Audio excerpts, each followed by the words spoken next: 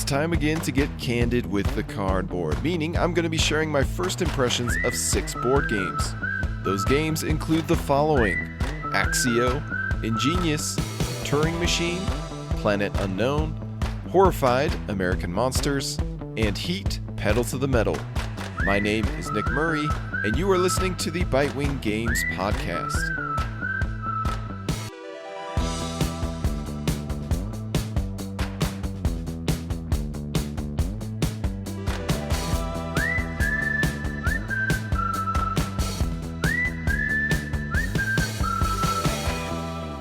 So we're going to start things off talking about both Axio and Ingenious, which I have 2 and 3 plays of respectively, all at 2 players. Although I first tried it a long time ago, I never officially shared my full impressions of Ingenious. And where I just recently tried the sibling design called Axio, now seems like a good time to discuss both. Ingenious is probably Reiner's best-selling abstract strategy game. It's one of his most basic and family-friendly tile placement games, yet it offers a compelling competition. Additionally, it's fantastic at 2 players, where couples, family, or friends can go head-to-head as they take turns throwing down domino tiles, racking up color points, and blocking their rival from similar scoring opportunities.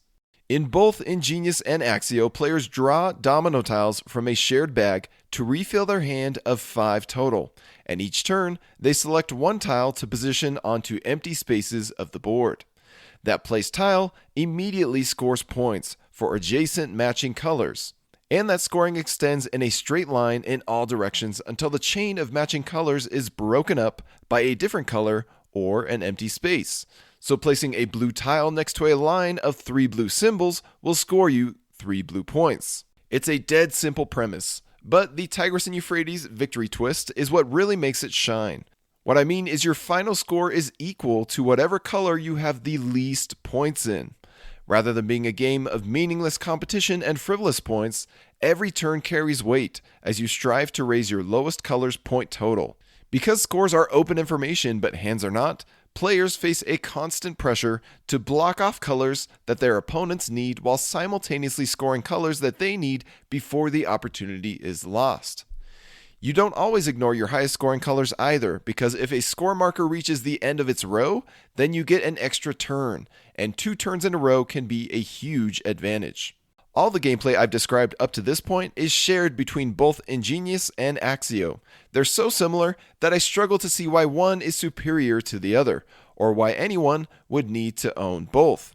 Yet they do offer a few unique qualities. The most prominent difference is the fact that Ingenious uses hexagonal domino tiles and spaces, while Axio uses classic rectangular dominoes and square spaces. This means that the basic turn-by-turn scoring in Ingenious is a bit more exciting, or clunky depending on your perspective, because you can score more points in more directions. Personally, I find that it feels good to be able to score more points in more directions with the hexes of Ingenious. But Axio has a different trick up its sleeve to keep things interesting, namely the pyramid tokens. In Ingenious, if a single empty space gets completely surrounded by tiles, then it becomes a useless space, because a domino tile needs 2 adjacent empty spaces in order to fit on the board. Meanwhile, if you get an enclosed empty space in Axio, the player who enclosed that space gets to place a pyramid on it. That pyramid triggers an immediate scoring of each adjacent symbol for the player who placed it. It's thrilling to score pyramid points in colors that don't even match the domino you just placed. And it's even more satisfying to divide up 4 or 5 adjacent empty spaces into 2 or 3 empty solo spaces to create and score 2 or 3 pyramids, all with the placement of a single tile. So with Ingenious, you need to be careful to not let an opponent score tons of points in a ton of different directions with a single tile. With Axio, you need to be careful to not let an opponent create 1 or more pyramids by enclosing solo spaces. In either case, I come away satisfied by a light abstract game with just enough bite to keep decisions impactful. I give a good prognosis to both Axio and Ingenious. Moving on, let's talk about Turing Machine, which I have 3 plays of at 2 players. Lately, it seems that every year, one logic deduction game shines above the rest and captures the hearts of gamers abroad. The notable examples that come to mind for me are Cryptid from 2018, The Search for Planet X from 2020, and Mind Management from 2021. As for 2022, Turing Machine appears to have risen to the top of the genre, although another game, Paint the Roses, at least deserves an honorable mention here. Straight away, one can quickly deduce what made Turing Machine such a hot title among last year's releases, namely the analog computer system made up of never-before-seen perforated cards. In essence, a very smart person came up with a way to generate millions of puzzly problems that can all be answered with merely a few decks of cards. The object of the game is to deduce a 3-digit code. Those digits can each range from 1 through 5. You select a problem, either from a page of the rulebook or from an endless supply of possibilities online. Then you lay out the specified criteria cards for that problem, and then get to deducing. Each round, players will write down a 3-digit code, a theory, if you will, and test their code against up to 3 of the criteria cards. These criteria will reveal info such as the blue number is greater than 3, or the yellow number is less than the purple number, or the sum of all 3 numbers is even, and so on. So after testing a few theoretical numbers against a handful of criteria cards, you'll quickly whittle down what each number could and couldn't be. Calling back to the magic of the production, you actually test your theory by grabbing 3 perforated cards, lining them up with each other so only one hole remains, and then seeing whether the hole gives you a green checkmark or a red X, indicating whether your theoretical number fits the true criteria or not. There's enough logic layers here that some players may struggle to grasp how the game works at first. I remember that I was confused through the first few pages of the rulebook until I reached the extremely helpful full round example that walks you through how to play around and what you can deduce from the information gained. Once it clicks, it flows very smoothly from there. And admirably, the player sheets are perfect at giving you exactly what you need in order to work through the information and record your deduction progress. Turing Machine does a great job at avoiding many of the common pitfalls of the logic deduction genre. Some games, Loot of Lima for example, leave players hanging with vague rulebooks when it comes to how to best use their player sheet to work through the puzzle. Many games, Cryptid and again Loot of Lima, are fragile in that they have players giving each other critical pieces of information, and if one player slips up by offering incorrect information, then they'll break the game for everyone. Yet further games, Alchemists and, you guessed it, Loot of Lima again, outstay their welcome as they go far beyond 45 minutes or even 1 hour. Thankfully, Turing Machine provides a very clear rulebook, non-fragile deduction, and perhaps best of all, a 15 to 20 minute playtime. Despite its design victories, Turing Machine still doesn't manage to escape the 2 most common genre weaknesses of all, theme and player interaction. In fact, Turing Machine doesn't even try to address these weaknesses. You might as well be handing out the same Sudoku sheet to everyone and saying, first person to fill in their sheet wins. That's genuinely as thematic and interactive as things get here.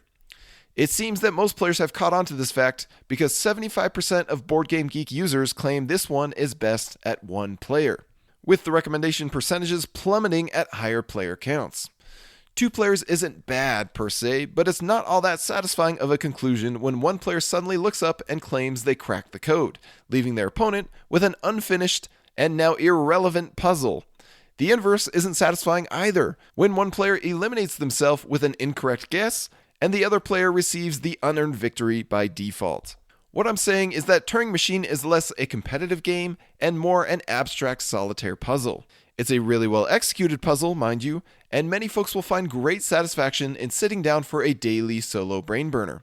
As for me, I'm far more interested in sitting down for a collective experience with family or friends, be it a cooperative journey or a competitive struggle. And while The Search for Planet X isn't exactly the world's most interactive board game either, I feel that it provides a much more satisfying deduction competition via the end game scoring. Furthermore, the presence of an astronomy theme goes a long way in helping the deduction feel less like math homework. This undesirable feeling is something that Turing Machine itself is entirely unable to avoid. I give a poor prognosis to Turing Machine. The next game to talk about, Planet Unknown, which I have 2 plays of at 2 players.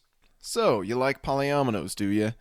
How about cube advancement tracks, where each polyomino you place advances 2 different cubes, and those advancements can reach further points and bonuses. That'll make for a unique gameplay dish. But why stop there? Maybe you could also explore asymmetric player boards and compete for randomized public objectives. Variety is the spice of life, as they say. But what good is a well-seasoned entree without a hearty dessert? Surely you'd like some unlockable tech abilities to go along with all that, as well as draftable bonus cards. Now we've got ourselves a real feast of a game, and hopefully you save some room for event cards. Planet Unknown takes the kitchen sink approach to game design, much like a Mexican cafe that also sells burgers and fries, or the Chinese restaurant that for some reason includes pizza in its lineup. Why stop at 2 mechanisms when you can have 20? Despite this erratic approach to game design, Planet Unknown largely works, although I would recommend you steer clear of the optional event cards. Those might give you food poisoning.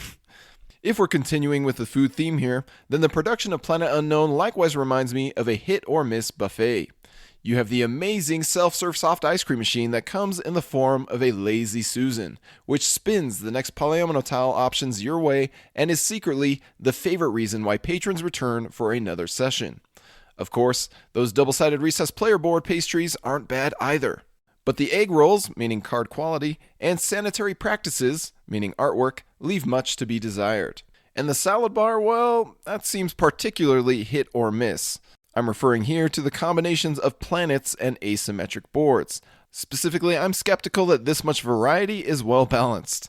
Balance is a more prominent issue here because each individual planet is largely isolated from neighboring planets. You can feel the light years of distance between the game you are playing and the game your opponents are playing. You may look up from your own area to peek at what other players are doing maybe 4 or 5 times during the entire game. That's all thanks to the public objectives which encourage you to arrange your polyominoes in a certain way or draft more of one type of terrain than another. But for the most part, your brain will have all hands on deck for the tangled web of mechanisms splayed across your personal board, resource tracks, and tech abilities. Despite the Tetris-like polyominoes that sit upon a spinning throne, this is likely not the type of game that is suited for casual gamers. Planet Unknown asks its participants to juggle 100 considerations at once, including the positioning of a new tile shape onto your planet, advancing the 2 matching resource cubes up their respective tracks, triggering bonuses and combos along those tracks, remembering to apply the freshly unlocked tech abilities, and playing to the strategies of your asymmetric setup. For hobbyist gamers, it's like tearing open a box of catnip. I just wish that box didn't take up so much space on my shelf. But one doesn't cram a luxurious Game Trays branded Lazy Susan into a box without sacrificing shelf space. Yet how is the polyomino experience itself? And how would Planet Unknown fare if I resurrected the Battle of the Polyominoes? A classic post from the Bitewing Games website. I do wonder, but I can at least say that there are some playful tile placement considerations to encounter here. The core objective is to fill your rows and columns completely with tiles, leaving no empty spaces or messy meteorites along them that would reduce your score. Your unknown planet also inexplicably starts with some life pods that will be tragically destroyed if you cover them up with polyominoes before sending out a rover to rescue them. And the rover can get smushed by a tile too if you're careless. Each planet contains ice spaces or other unique features that encourage you to cover them with specific terrain types or leave them uncovered entirely. Finally, there are loads of possible objective cards that tempt players to fill their border spaces with certain features or connect together or even separate clusters of terrain. There's certainly enough variety crammed into the box that anyone with a phobia of non-replayability should be able to breathe easy here. The package oozes with that feeling of achieved stretch goals, unrestrained design ideas, and a fire hose approach to cards, modules, and modes. For better or worse, you can have it all in Planet Unknown. Just like the boundless potential of outer space itself, the opportunities here are overwhelmingly endless. Despite my mixed feelings, Planet Unknown successfully manages to scratch that polyomino arranging, engine building, asymmetry exploring, track advancing, Susan spinning itch that so many of us gamers have. It may not be the carefully crafted meal of My City or Patchwork, but sometimes nothing satisfies the hunger quite like a buffet. I give a fair prognosis to Planet Unknown. Let's move on to Horrified American Monsters, which I have one play of at 5 players. Have you ever had a random play session or a spin-off game leave such a bad taste in your mouth that it ruins the entire game or series for you? That has unfortunately happened to me a few times now. My run-in with Dice Throne Adventures forever spoiled Dice Throne, causing me to purge all things Dice Throne from our collection.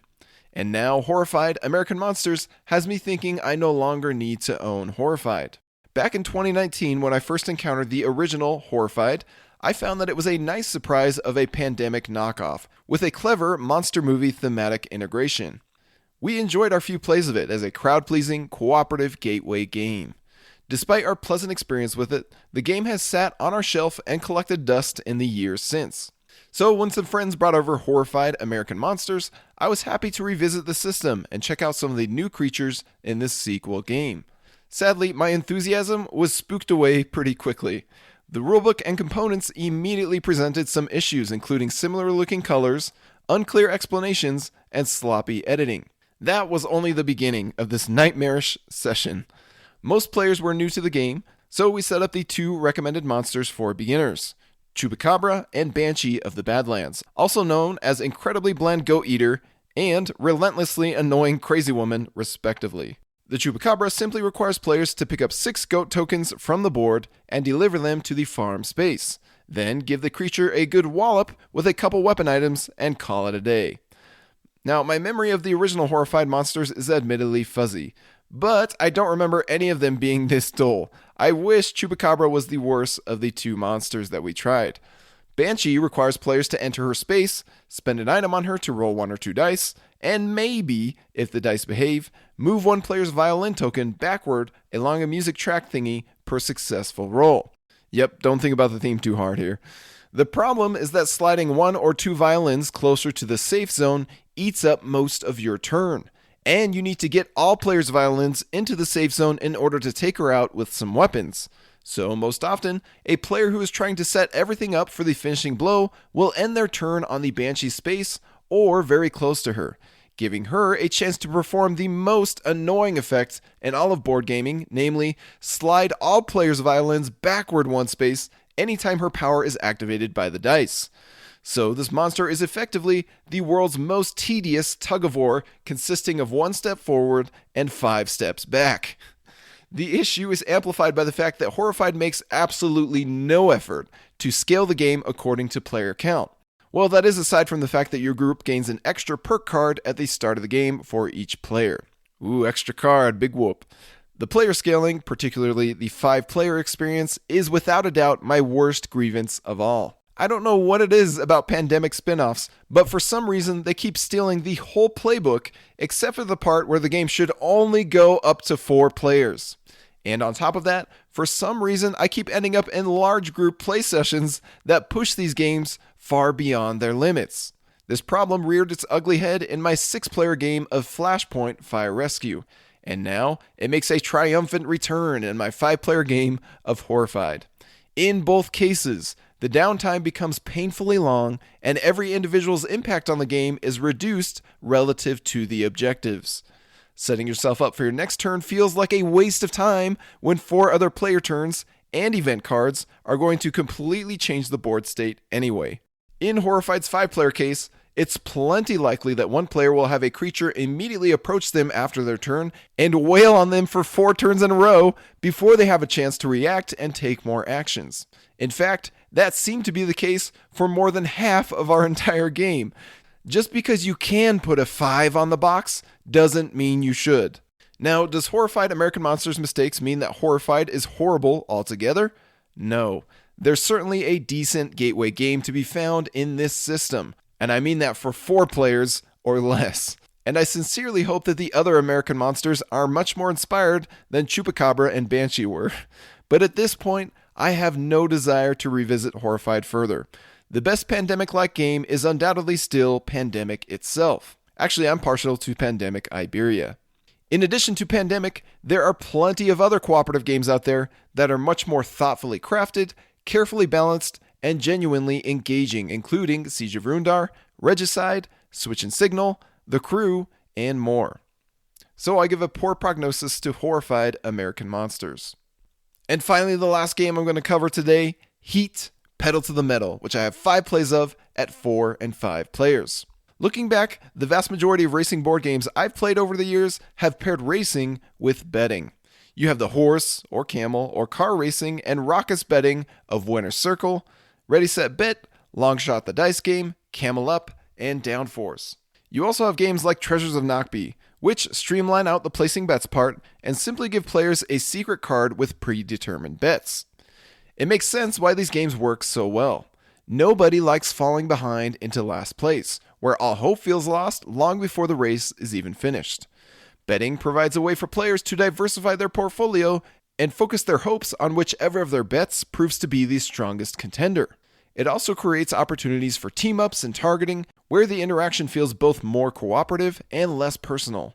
If racing is not paired with betting, then it's often paired with another major mechanism to keep things interesting. One of the finest examples has to be the deck-building race of the Quest for El Dorado, where purchasing and culling cards from your deck is central to reaching the finish line first. But there are other great hybrid designs out there, including the finger-flicking challenge of Pitch Car or the dice-chucking push-your-luck bonanza of Cubitos. In general, I also tend to appreciate any game where the victory objective is a race to complete something rather than a scramble to collect the most points.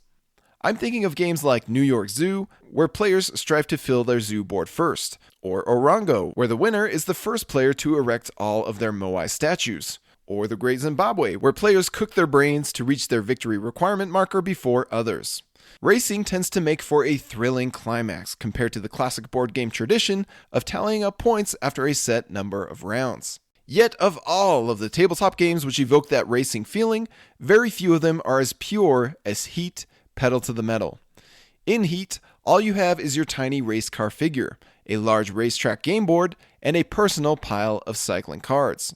There's a touch of familiarity here, as Heat comes from Flamrouge designer Asger Harding Granerud and co-designer Danielle Skold Peterson. Sorry if I butchered those names. Flamrouge is deservingly popular thanks to its streamlined gameplay, charming presentation, and thematic touches.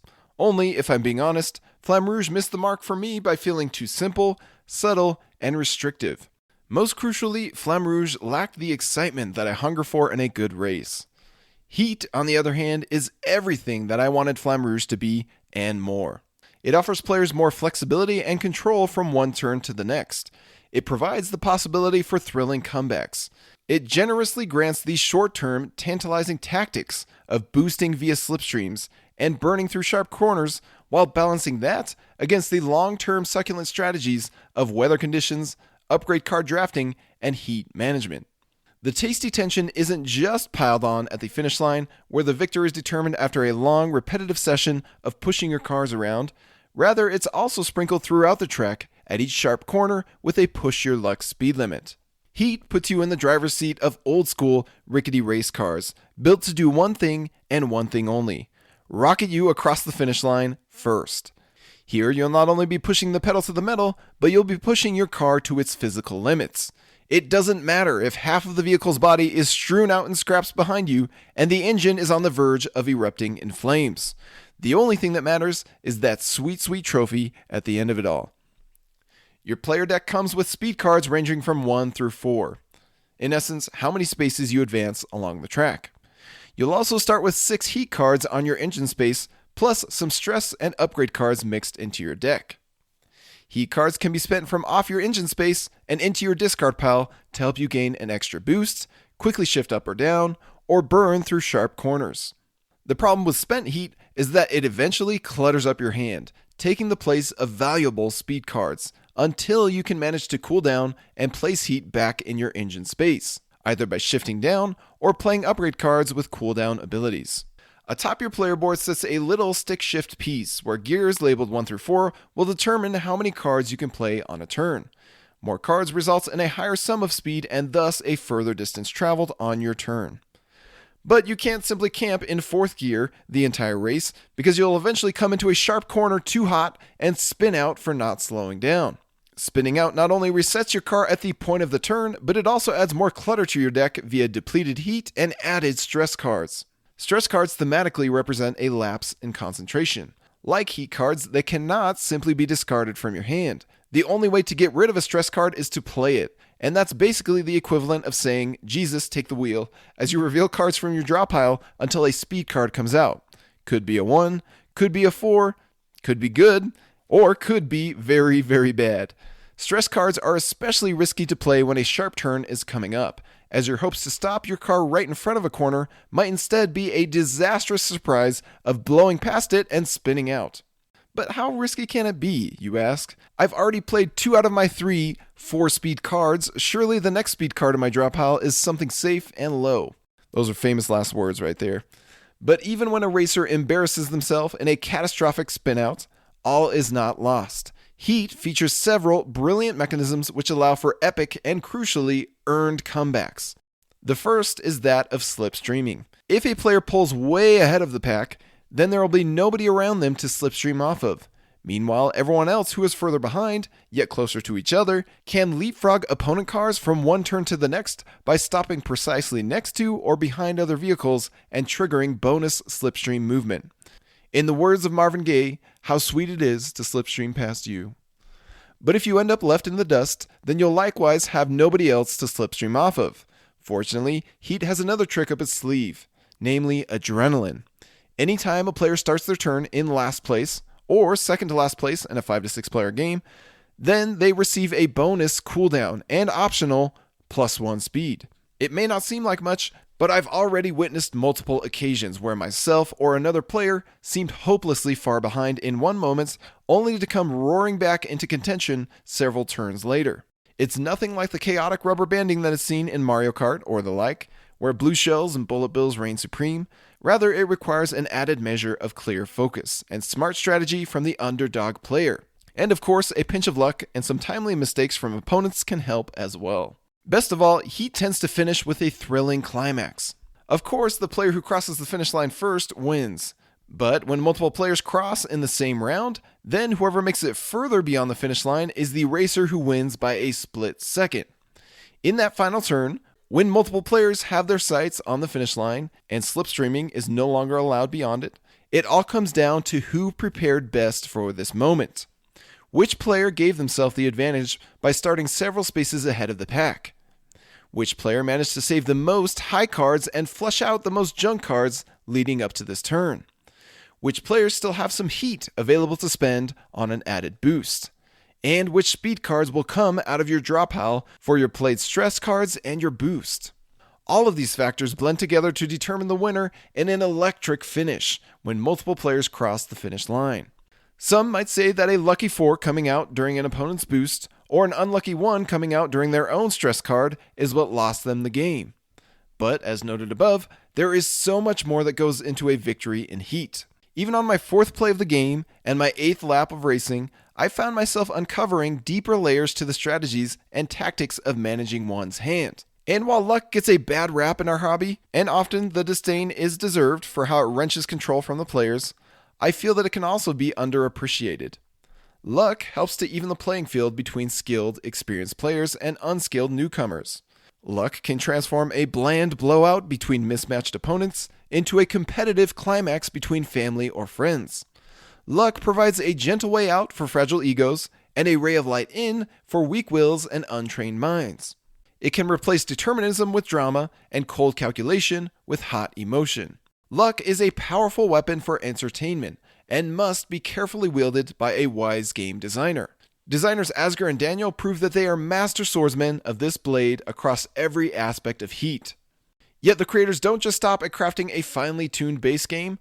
Days of Wonder made the gutsy call, and I'd argue it was the right one, to cram this box full of 4 racetracks and multiple expansion-like modules. While one rulebook focuses solely on the base game, and it makes for a perfectly solid standalone experience, there's a world of exhilarating opportunities to be found in that second rulebook. Draftable upgrade cards, scalable bots, tangy weather and road condition tiles, and an epic championship system, all big to be explored and enjoyed. All of the advanced content and set of variety I've tried thus far has been rock solid at maintaining the purity of the base game while spicing things up in interesting ways. I would be remiss to not give a nod to the production and presentation as a whole. The game board designs are lush and crisp. The cards evoke feelings of speed and suspense. The personal boards are thoughtfully laid out for smooth teaching and play. The insert is wonderfully organized and even teases some empty compartments for further expansions. The plastic cars are adorably small yet charmingly detailed. This might just be Days of Wonder's best production ever, with a big thanks owed to the stunning artwork by Vincent Dutrait. While I've yet to explore the enticing championship module, I've seen enough to feel confident in nominating Heat for best of its class. Every cardboard pore within the contents of this box exudes fun, and that's what gaming is all about. I give an excellent prognosis to Heat, Petal to the Metal. And that's going to do it for this episode of Candid Cardboard. I hope you enjoyed hearing my first impressions of these games, and whether they're a good fit for me or not, hopefully you found some that are a good fit for you. As a reminder, next week, January 24th, we will be launching our next crowdfunding campaign on Kickstarter for Zuvadis and Gussie Gorillas. The only way you can support Bitewing Games and our content, such as this podcast, is by supporting our publications. So please be sure to follow the link in the description of this episode and click to be notified the moment we launch this campaign. Thank you for your support. My name is Nick Murray, and you have been listening to the Bitewing Games podcast.